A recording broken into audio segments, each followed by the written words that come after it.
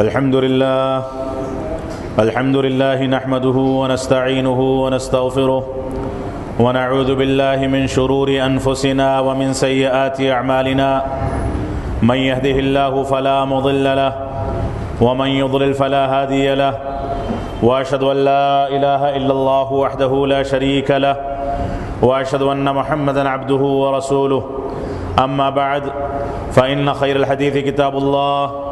وخير الهدي هدي محمد صلى الله عليه وسلم وشر الأمور محدثاتها وكل محدثة بدعة وكل بدعة ضلالة وكل ضلالة في النار فأعوذ بالله السميع العليم من الشيطان الرجيم بسم الله الرحمن الرحيم سبحان الذي أسرى بعبده ليلا من المسجد الحرام إلى المسجد الأقصى الذي باركنا حوله لنريه من آياتنا۔ محترم سامعین کرام، بزرگان دین، نوجوانان ملت اسلامیہ اور خواتین اسلام، مسلسل 3 خطبات جمعہ سے موجودہ دور میں اٹھنے والے وہ فتنے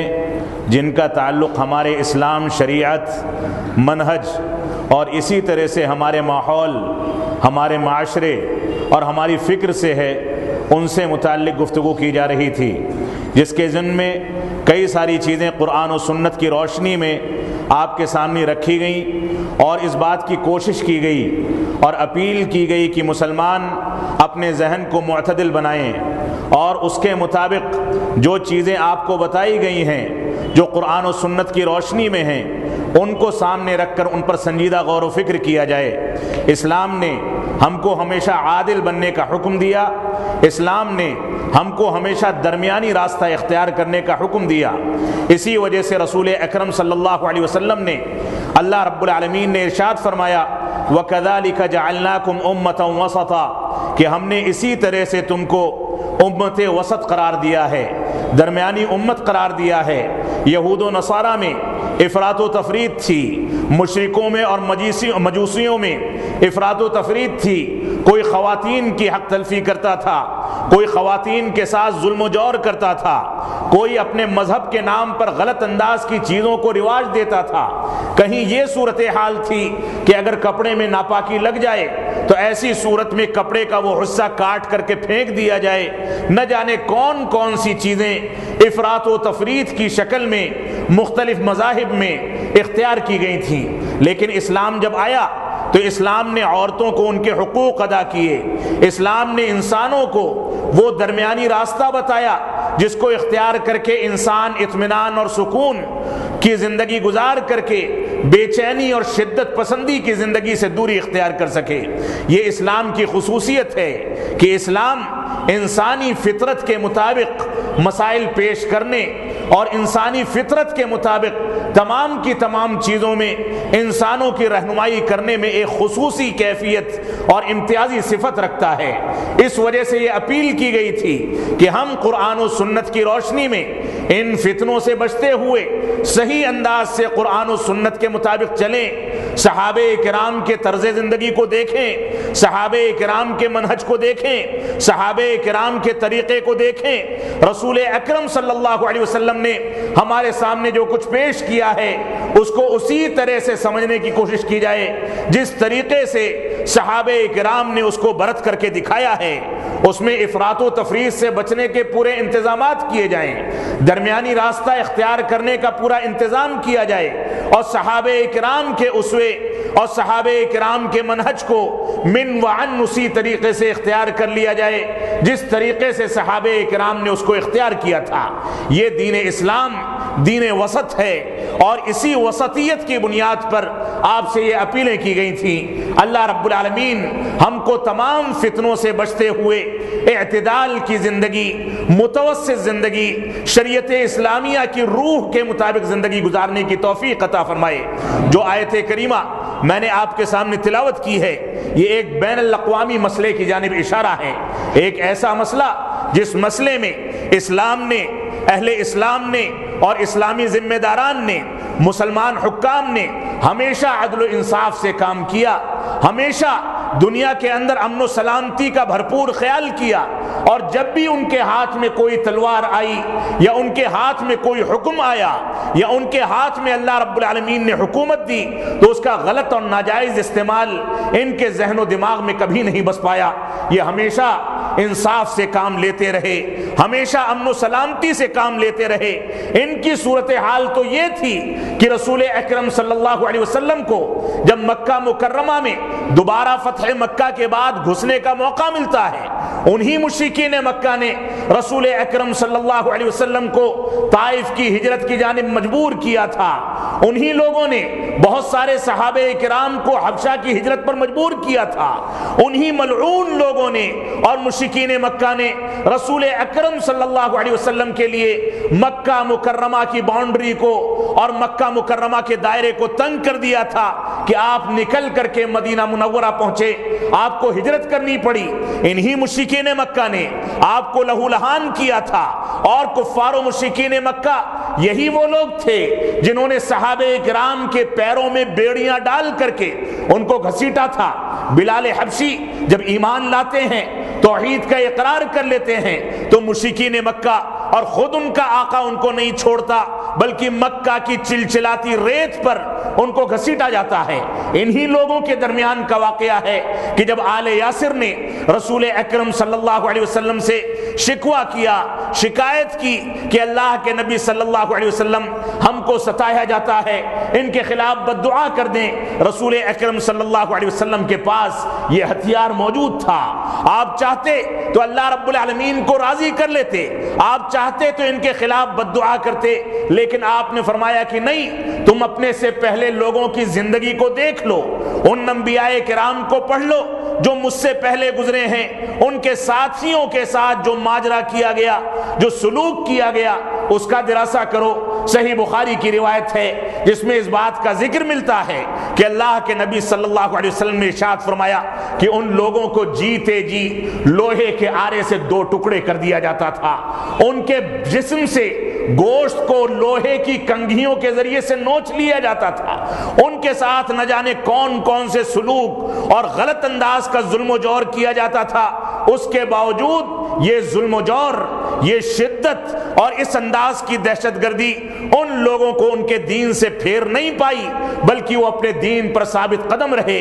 توحید پر ثابت قدم رہے. تو ان کے مقابلے میں آج کے دور میں مسلمانوں کو کم تکلیفیں دی جاتی ہیں. تو رسول اکرم صلی اللہ علیہ وسلم وہ مشرکین مکہ جن لوگوں نے آپ کو اتنا زیادہ لہو لہان کیا,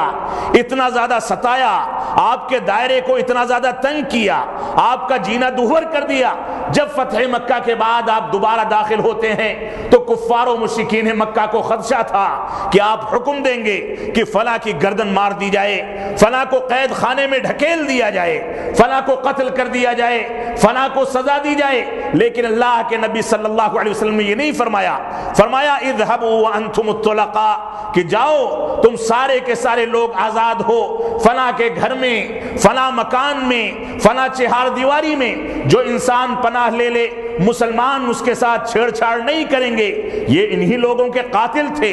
انہی لوگوں کے مجرم تھے, ان لوگوں نے ظلم و جور کیا تھا, لیکن اسلام نے اتنی دریا دلی کی مثال قائم کی کہ ان کو عام طریقے سے معاف کر دیا. یہ تاریخ کا ایک چھوٹا سا خاکہ ہے جو آپ کے سامنے پیش کیا گیا, ورنہ اسلامی تاریخ اس سے بھری پڑی ہے. آپ مسجد اقصی کی تاریخ کو دیکھ لیں. سورۃ الاسراء کی جو آیت کریمہ میں نے آپ کے سامنے تلاوت کی ہے, اس آیت کریمہ میں اللہ رب العالمین ارشاد فرماتا ہے سبحان الذی اسری بعبدہ لیلا من المسجد الحرام الی المسجد الاقصی الذی بارکنا حولہ لنریہ من آیاتنا. اللہ رب العالمین نے فرمایا پاک ہے وہ ذات, اللہ رب العالمین کی وہ ذات پاک ہے جس نے اپنے بندے محمد الرسول اللہ صلی اللہ علیہ وسلم کو راتوں رات خانہ کعبہ سے مسجد اقصی کا اور اس کے بعد 7 آسمانوں کا سفر کرایا, 7 آسمانوں کی سیر کرائی, جنت اور جہنم کی سیر کرائی, مسجد اقصی میں پہنچا کر کے آپ نے سارے کے سارے انبیاء کرام کی امامت فرمائی. رسول اکرم صلی اللہ علیہ وسلم کو یہ مقام حاصل ہوا, یہ مقام جس میں اللہ رب العالمین نے مسجد اقصی کا ذکر کیا ہے. مسجد اقصی جو مسلمانوں کا قبلہ اول ہے, مسلمانوں کا پہلا قبلہ ہے، یہ الگ مسئلہ ہے کہ رسول اکرم صلی اللہ علیہ وسلم کی چاہت تھی کہ قبلہ تحویل ہو کر کے خانہ کعبہ کی جانب گھوم جائے، اور اس کے بعد اللہ رب العالمین نے اس کو مکہ مکرمہ کو اور خانہ کعبہ کو مسلمانوں کا قبلہ قرار دیا۔ لیکن اس بات سے اور اس حقیقت سے انکار نہیں کیا جا سکتا کہ مسلمانوں کا وہ قبلہ جس کو فلسطین اور مسجد اقصی کے نام سے یاد کیا جاتا ہے، اس کی ایک داستان ہے، ایک تاریخ ہے، اور اس میں شرافت کی مسلمانوں کے حاکموں نے جو مثالیں قائم کی ہیں، وہ مثالیں نہ یہودیوں نے قائم کی نہ نصرانیوں نے قائم کی۔ آج کے دور میں تقریباً 100 برس گزر چکے ہیں، 100 برس سے زیادہ کا عرصہ جو یہودیوں کی حکومت کا عرصہ ہے۔ اس کی تاریخ کو آپ اٹھا کر کے دیکھ لیں کہ 1920 سے لے کر کے 1925 تک ایک کمشنر نے برطانیہ میں بیٹھ کر کے جس انداز سے فلسطین میں یہودیوں کو کھلی چھوٹ دے دی کہ وہاں آ کر کے شہریت حاصل کر لیں، ان کی آبادی کا تناسب بڑھا دیا جائے، فلسطینیوں کو دبا دیا جائے، اور اس کے بعد 1948 میں رشیا نے اور اسی طرح سے برطانیہ نے اور امریکہ نے اس ملک کو بطور اسرائیل کے جو عربوں اور فلسطینیوں کے درمیان، جو اسرائیلیوں اور عربوں کے درمیان تقسیم کر دیا گیا، یہودیوں اور مسلمانوں کے درمیان تقسیم کر دیا گیا، اس کے 2 ٹکڑے کر دیے گئے، اور صرف 13 منٹ کے اندر امریکہ نے، رشیا نے اور اسی طرح سے برطانیہ نے اس کو تسلیم کر کے ایک قانونی درجہ دے دیا۔ اس کے بعد سے آج تک جس انداز کی داستان وہاں دہرائی جا رہی ہے، جس انداز کے ظلم و جور کی مثالیں قائم کی جا رہی ہیں، اس کی مثال رہتی دنیا تک تاریخ کبھی پیش نہیں کر پائے گی۔ ماضی میں اتنا ظلم و جور کبھی نہیں ہوا، حال میں اتنا ظلم و جور دنیا کے کسی خطے میں نہیں ہوتا ہوگا، اور مستقبل میں شاید اگر یہ چیز مسلمانوں کے حوالے کر دی جائے، اگر نہ کی جائے تو اس میں بے شمار مثالیں قائم کی جاتی رہیں گی۔ تو مسلمانوں نے، چاہے مسلمانوں کے دوسرے خلیفہ عمر بن خطاب رضی اللہ تعالیٰ عنہ کی تاریخ ہو، چاہے سلطان صلاح الدین ایوبی کی تاریخ ہو، یا اس کے علاوہ مختلف ادوار ہوں، بنو عباسیہ کا دور ہو، بنو امیہ کا دور ہو، خلافت راشدہ کا دور ہو، سارے کے سارے ادوار میں مسجد اقصی کو جیسے مرکز علمی قرار دیا گیا اور جس انداز سے وہاں امن و سلامتی قائم کرنے کی بھرپور کوششیں کی گئیں، یہ تاریخ کا ایک حصہ ہے۔ میرا یہاں مقصود یہ نہیں ہے کہ میں کسی پولیٹیکل ایشو پر آپ سے گفتگو کروں، لیکن ہمارا قبلہ ہے، ہمارا قبلہ تھا اور ہمارا قبلہ رہے گا۔ وہ قبلہ اول تھا، قبلہ اول ہے اور قبلہ اول رہے گا۔ اس وجہ سے ہم کو اس کی تاریخ کے بارے میں جانکاری رکھنی چاہیے، اس سے متعلق ہمارے دلوں میں جو احساس ہونا چاہیے وہ احساس مردہ ہوتا چلا جا رہا ہے۔ اس احساس کو بیدار کرنے کی ضرورت ہے، اس کی چنگاری کو اپنے دلوں میں اٹھانے کی ضرورت ہے کہ کہیں ایسا نہ ہو کہ مسلمانوں کو جس انداز سے ان کے مقدسات کو نشانہ بنا کر کے دنیا کے اکثر خطوں میں مظلوم بنا کر کے ان کو روندا جاتا ہے، ان کے احساسات اور جذبات کو روندا جاتا ہے، جس انداز سے مختلف جگہوں پر جہاں اقلیات کے اوپر ظلم و جور ہوتے ہیں، اقلیات کے بارے میں ناانصافیاں ہوتی ہیں، وہاں سب سے پہلے مسلمانوں کے شاعر اور مسلمانوں کے مقدسات کو نشانہ بنایا جاتا ہے۔ ہندوستان میں 1992 میں بابری مسجد کی تاریخ اور اس کی پوری داستان دیکھ لی جائے۔ اسی طرح سے مسجد اقصی جو مسلمانوں کے عقیدے کا مسئلہ ہے،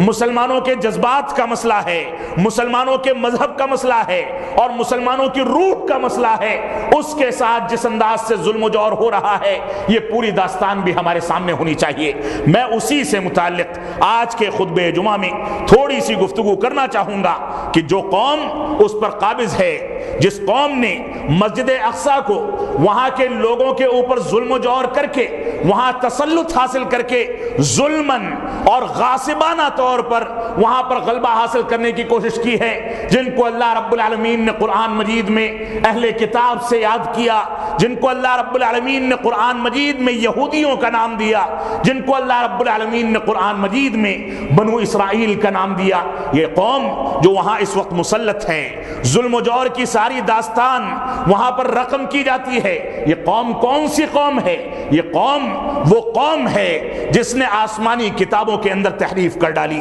یہ قوم وہ قوم ہے جس نے اپنے انبیاء کو قتل کیا، اس قوم نے ایک خطہ بنا رکھا ہے جو ساری کی ساری دنیا کے لیے یکساں طور پر نافذ کیا جاتا ہے۔ یہودیوں کے علاوہ جو بھی اس کی زد میں آ جائے اس کے خلاف ظلم و جور کرنا، اس کے خلاف داستان رقم کرنا ان لوگوں کا مذہبی فریضہ ہے۔ آپ پروٹوکول دیکھ لیں جو علماء صہیون کے پروٹوکولز ہیں، اس کے اندر ساری چیزیں صراحت کے ساتھ آپ کو ملیں گی کہ اگر غیر یہودی آپ کے سامنے آتا ہے تو ایسی صورت میں اگر غلامی کرتا ہے یہودیوں کی تو کوئی حرج نہیں، اور اگر غلامی نہیں کرتا ہے تو گڈھا کھود کر کے اوپر سے مٹی ڈالنا آپ کے لیے واجب قرار دیا گیا ہے۔ یہ یہودیوں کے پروٹوکول ہیں، اور میں اپیل کرنا چاہوں گا ان لوگوں سے جن لوگوں نے خوش فہمی میں ان لوگوں کو اپنا دوست سمجھا رکھا ہے، یہ دوست نہیں ہیں، یہ دشمن ہیں۔ ان لوگوں نے ماضی میں برطانیہ کے ذریعے ہندوستان کی آزادی پر ڈاکہ ڈالا تھا، اور اسی طرح سے یہ لوگ آج بھی اس بات پر قادر ہیں کہ نہ جانے کون کون سے پروپیگنڈے کریں، ذہن خراب کریں اور ملک کے اندر فتنے کھڑے کریں۔ اس وجہ سے ہم کو ان سے چوکنا رہنا چاہیے۔ داستان ہماری معمولی مظلومیت نہیں رکھتی۔ آپ دیکھیں کہ فلسطین کے مسئلے میں جب سعودی عرب کے بادشاہ ملک فیصل رحمت اللہ علیہ نے، جو جرأت مند بادشاہ تھے، دنیا کی بڑی طاقتوں میں سے ایک تھے، انہوں نے جب اقدامات کیے تو ایسی صورت میں رشوتیں دے کر کے اور لڑکیوں کی لالچ دے کر کے انہی کے بھتیجے کو ان کو قتل کرنے کے لیے آمادہ کیا گیا اور ان کو راستے سے صاف کر دیا گیا۔ آپ دیکھیں جو بھی طاقتیں مسلمانوں کی اٹھی جن سے اس بات کا خدشہ تھا کہ فلسطین کے بارے میں کوئی اقدامات کر سکتے ہیں، ان ساری کی ساری طاقتوں کو ان سارے کے سارے لوگوں نے مل کر کے کچل دیا۔ یہ داستان کوئی معمولی داستان نہیں ہے۔ یہ فلسطین کی حفاظت کے لیے جو حربہ چاہتے ہیں، جس انداز کی سازشیں چاہتے ہیں، اس کو رچتے ہیں، اس کو انجام دیتے ہیں۔ تو بیت المقدس، یہ جو فلسطین ہے، مسجد اقصی ہے، اس کے بارے میں آپ تاریخ پڑھیں، اس کی داستان کا مطالعہ کریں تو آپ کو پتہ چلے گا کہ یہودیوں کے یہاں، عیسائیوں کے یہاں اور مسلمانوں کے یہاں، تینوں مذاہب کے ماننے والوں کے یہاں یہ مسجد اقصی مقدس مقام رکھتی ہے۔ کبھی عیسائی اس پر قبضہ کرنے کی کوشش کرتے ہیں، کبھی فلسطین میں یہودیوں کا غلبہ ہوتا ہے اور کبھی مسلمان اس بات کی کوشش کرتا ہے، لیکن یہ بات صراحتاً میں کہنے کا حقدار ہوں کہ جن لوگوں نے اپنے انبیاء کو قتل کیا، جن لوگوں نے اپنی آسمانی کتابوں میں تحریف کی، جن لوگوں نے انبیاء کے خلاف سازشیں کی، جن لوگوں نے مختلف انبیاء کرام کے خلاف نہ جانے کون کون سے پروپیگنڈے کیے، ان کو جھٹلایا، اپنی کتابوں کو جھٹلایا، اللہ رب العالمین پر اتہامات لگائے،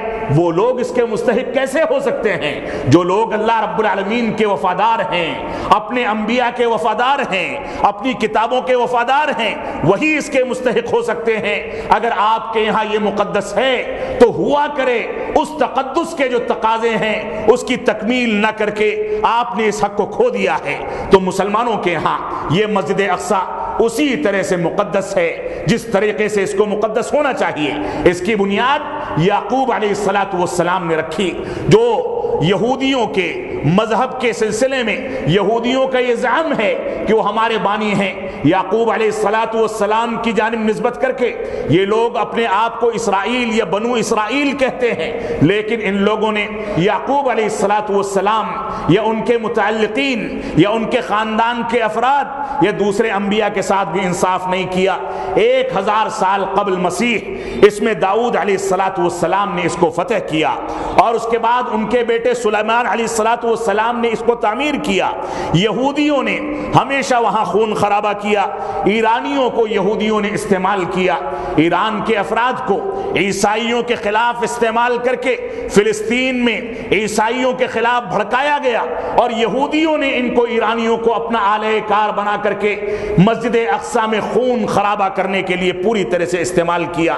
بوڑھے قتل کیے گئے، بچوں کو نیست و نابود کیا گیا، خواتین کی عزت و آبرو کے ساتھ کھلواڑ کیا گیا، وہاں پر قتل و خریزی کی گئی، خواتین کو قتل کیا گیا، اور خون کی ندیاں تک بہا دی گئیں۔ آپ دیکھیں خلافت عمر بن خطاب رضی اللہ تعالیٰ عنہ میں جب عبداللہ بن عمرو بن عاص رضی اللہ تعالیٰ عنہ جب عمرو بن عاص رضی اللہ تعالیٰ عنہ وہاں سے نکلتے ہیں اور حضرت عمر بن خطاب رضی اللہ تعالیٰ عنہ کے حکم پر مسجد اقصی کو عیسائیوں سے آزاد کرا کر کے اپنے قبضے میں لیتے ہیں، فلسطین فتح ہو جاتا ہے، وہ لوگ شرط کر دیتے ہیں کہ مسلمانوں کا خلیفہ خود آئے گا تو ہم اس کی حوالگی تمہارے حوالے کریں گے، ورنہ اتنے آرام سے نہیں چھوڑنے والے۔ پیغام بھجوایا گیا۔ عمر بن خطاب رضی اللہ تعالیٰ عنہ مدینہ منورہ سے خلافت کی کرسی چھوڑ کر کے نکلے، اپنے غلام کو ساتھ میں لیا، مسلمانوں کا خلیفہ تھا،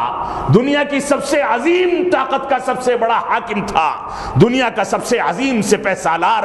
سب سے بہادر شخص اور سب سے زیادہ انصاف کرنے والا، جس کے بارے میں ہندوستان میں گزرے ہوئے بعض غیر مسلم قائدین نے یہاں تک کہا ہے کہ ہندوستان میں اگر ہم کو چاہیے تو عمر اور ابو بکر جیسا انصاف چاہیے، ان جیسے فیصلے چاہیے، تو عمر بن خطاب رضی اللہ تعالیٰ عنہ کا انصاف دیکھیں۔ نکلتے ہیں، ایک سواری ہے، مسلمانوں کا خلیفہ ہے، اتنی بڑی سلطنت ہے لیکن سواری ہے تو تنہا ہے، غلام پیدل چلتا ہے، آقا سواری پر سوار ہے، تھوڑی دور چلنے کے بعد کہتے ہیں کہ تم تھک جاؤ گے، ہم باری متعین کر لیتے ہیں، تھوڑی دیر تم بیٹھنا، تھوڑی دیر میں بیٹھوں گا، اور اسی طریقے سے چلتے رہے، کبھی وہ بیٹھتے تھے، کبھی غلام بیٹھتا تھا، اور اللہ رب العالمین کی قدرت تو دیکھیں، جب مسجد اقصی کے قریب پہنچنے والے ہوئے تو باری غلام کی آ گئی۔ غلام نے کہا کہ اے خلیفۃ المسلمین آپ بیٹھ جائیں، استقبال کرنے کے لیے لوگ کھڑے ہوں گے، اس وجہ سے آپ بیٹھ جائیں۔ انہوں نے فرمایا کہ نہیں، میں نہیں بیٹھ سکتا ہوں، تم بیٹھو کیونکہ باری تمہاری ہے۔ وہاں پہنچتے ہیں، لوگ ہکا بکا ہیں، اور اس کے بعد نماز کا وقت ہو جاتا ہے۔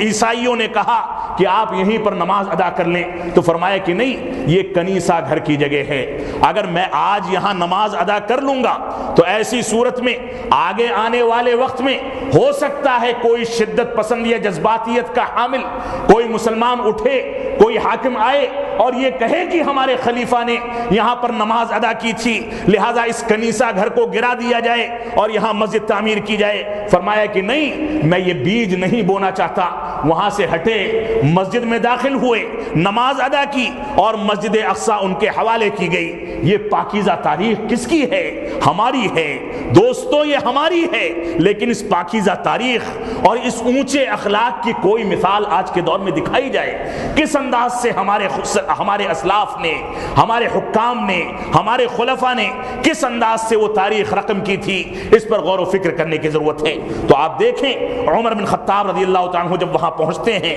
تو انہوں نے ان لوگوں سے عہد و پیمان کیا کہ گرجا گھروں کے اندر جو مورتیاں رکھی ہیں یا جو گرجا گھر ہیں ان میں جو عبادت کے طریقے ہیں ان کے ساتھ چھیڑ چھاڑ نہیں کی جائے گی،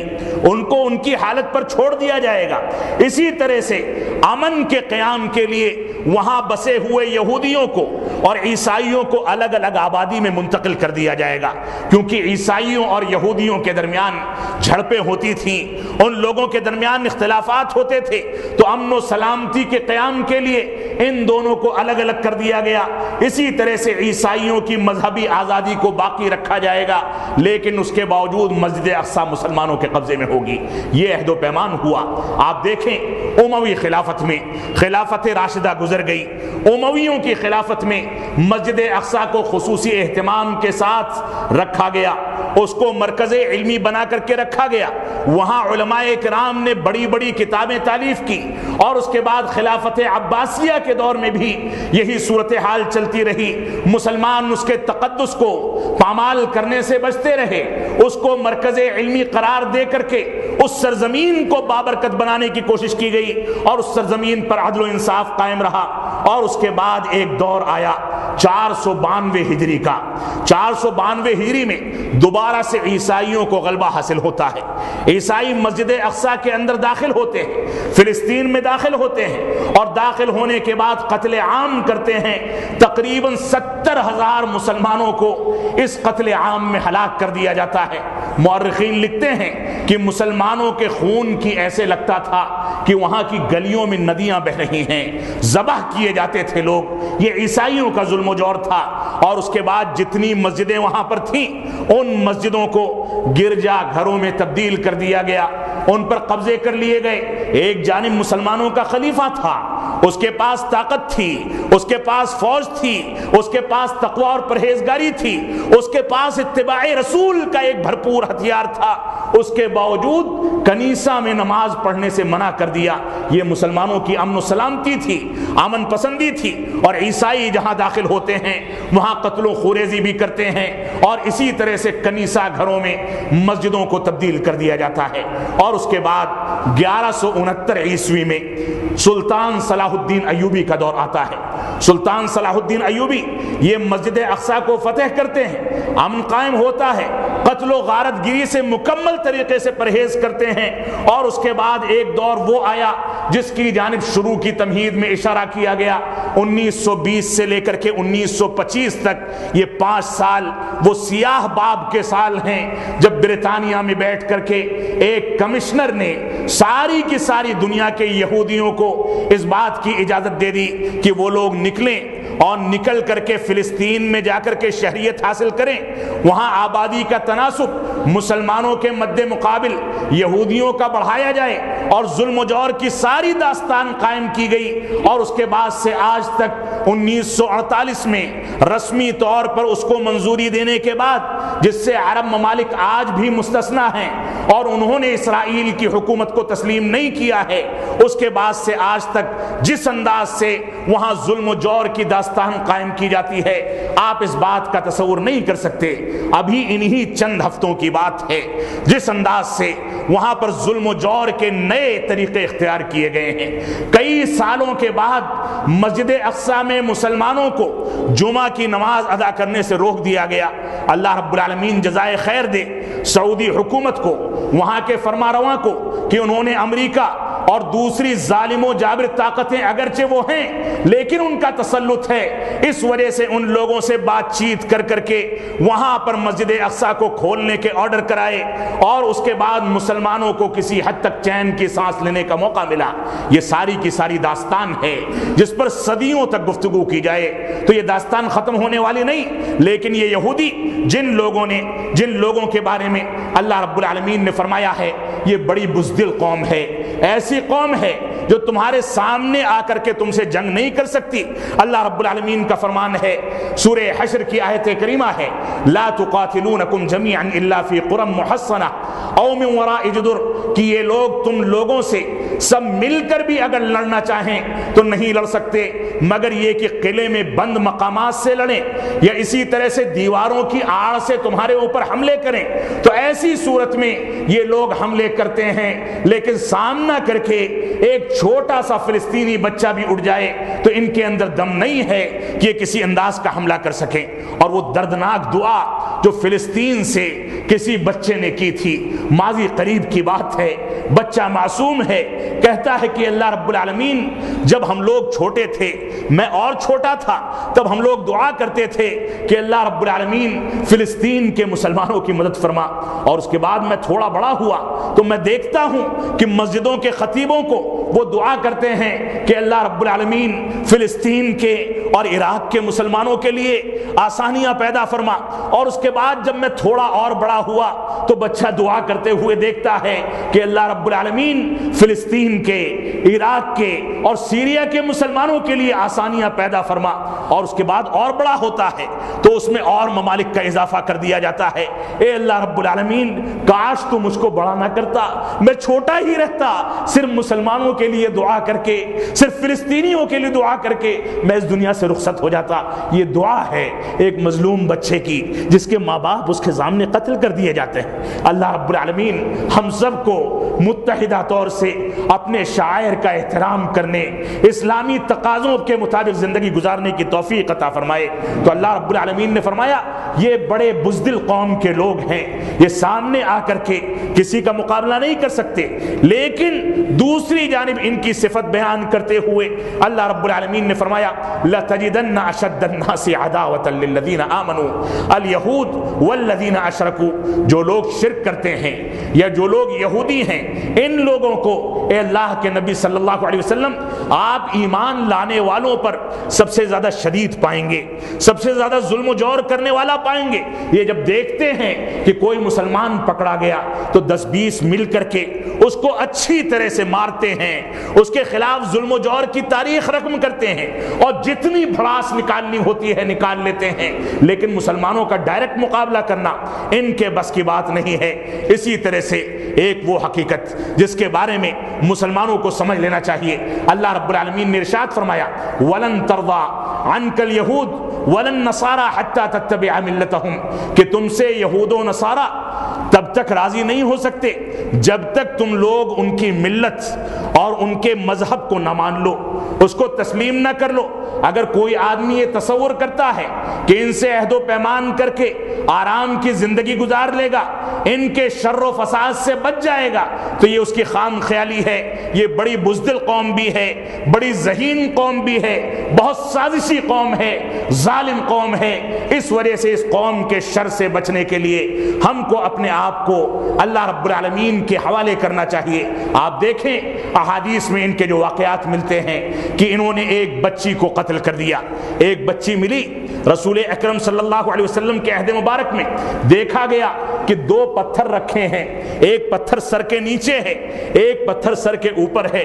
اس پتھر سے کچل کر کے اس بچی کا سر کچل دیا گیا ہے۔ رسول اکرم صلی اللہ علیہ وسلم کے پاس جب قضیہ پہنچتا ہے،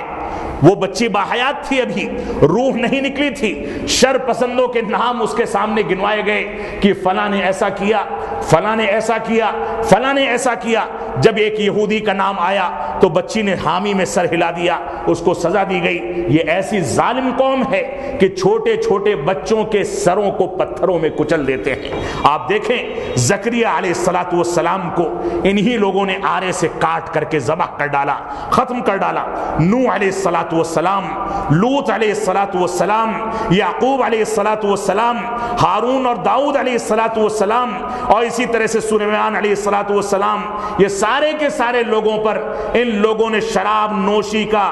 زناکاری کا اور اسی طرح سے نہ جانے کون کون سے اتہامات لگائے۔ عربوں کو اللہ کے رسول صلی اللہ علیہ وسلم کے خلاف ابھارا۔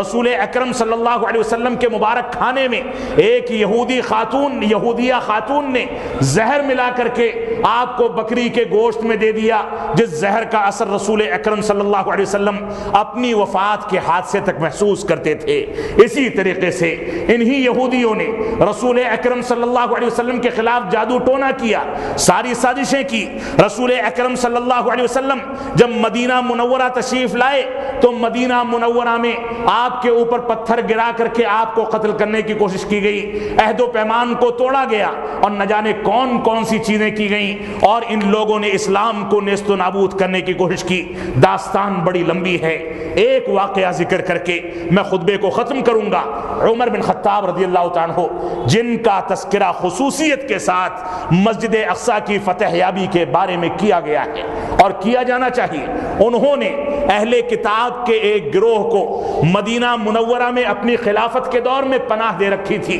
ان کا علاقہ مدینہ سے لمبی مسافت پر تھا، طویل مسافت پر تھا، اور ان کو فوج کشی کے معاملے میں یہاں وہاں چوکیاں بنانے کے بارے میں عمر بن خطاب رضی اللہ تعالیٰ عنہ اپنے آپ کو معذور سمجھنے لگے۔ سمجھا کہ طویل مسافت میں ان کو تحفظ فراہم کرنا ہمارے بس کی بات نہیں ہے، تو انہوں نے حکم جاری کیا کہ ان لوگوں کا جزیہ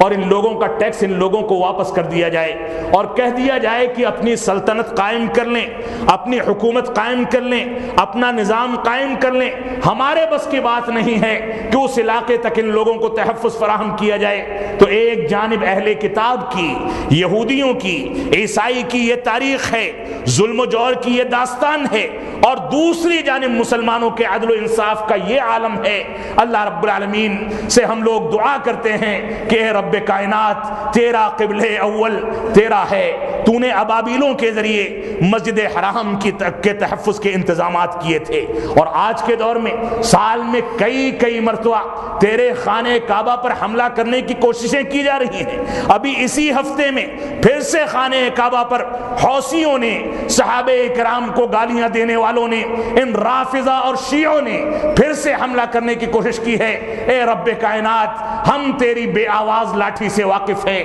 تو جانتا ہے کہ مسلمانوں کو، مسلمانوں کے مقدسات کو، مسلمانوں کے شاعر کو کس انداز سے تحفظ فراہم کیا جائے گا۔ اے رب کائنات، ہم اپنے معاملات کو تیرے حوالے کرتے ہیں، ہم تجھ سے بھیک مانگتے ہیں کہ اے رب کائنات، ہم کو قرآن و سنت کی جانب رجوع کرنے کی اور قرآن و سنت پر عمل پیرا ہونے کی توفیق عطا فرما۔ ہم کو اس بات کی توفیق عطا فرما کہ ہم تمام کے تمام فتنوں سے، ہر قسم کی سرکشی سے، ہر قسم کی غلط فہمی سے، ہر قسم کے غلط اصول سے بچتے ہوئے خالص اسلام کی ترجمانی کرتے ہوئے دنیا میں زندگی گزاریں، تاکہ اللہ رب العالمین کی مدد ہمارے شامل حال ہو۔ ہم جب تک جئیں تب تک اسلام پر جئیں، جب ہمارا خاتمہ ہو تو ایمان پر ہو۔ بارک اللہ لنا ولکم فی القرآن المجید ونفعنی وإیاکم بالآیات والذکر الحمید، انہ تعالی جواد کریم ملک بر الرؤوف الرحیم۔